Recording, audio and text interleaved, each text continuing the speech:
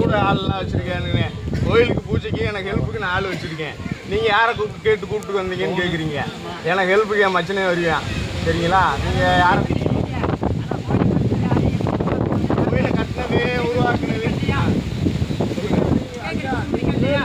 சொல்லுங்க. கோயில் கட்டினது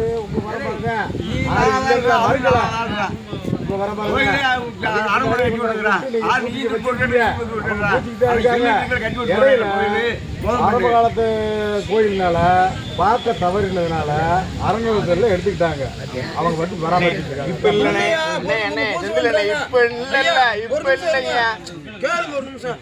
இப்ப ஐயா பொரியா அவங்க வந்து பூஜை பண்றாங்க, வாரவங்களுக்கு தின்று கொடுக்குறாங்க, ஏதோ 10 ரூபா 5 ரூபா ஓடுறாங்க கொடுக்குறாங்க. அவர் சாமி கும்பிட்றாரு, சுத்தமாக வச்சுக்கிறாரு. இப்போ அவருக்கு வந்து பட்டா போட்டு அவர் 6 எழுதி கொடுக்கல. அவருக்கு 5 கிராமத்தின் சார்பாக இவருக்கு 6 எழுதி கொடுக்க. அவர் பூஜை பண்ணுறாரு, தெய்வத்தை வணங்குறாரு, நம்மளும் வணங்குறான். உங்களுக்கு என்ன உரிமை இருக்கோ அதுக்கு உரிமை இருக்குது.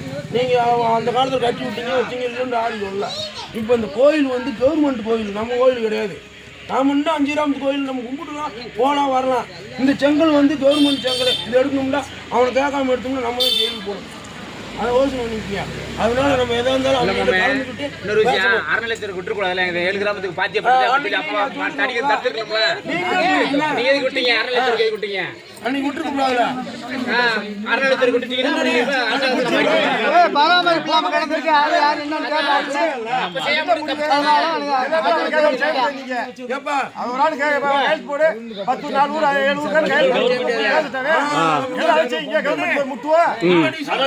அதை செய்வான்.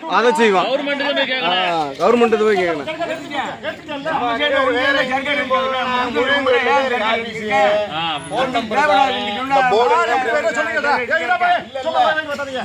தாரே வைக்கணும் பேசுறேன் பேசாத.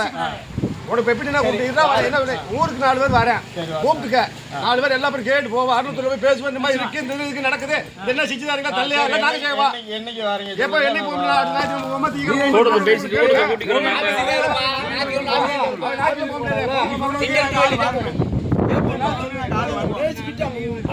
பேச போற பேச்சுவார்த்தை கிடையாது.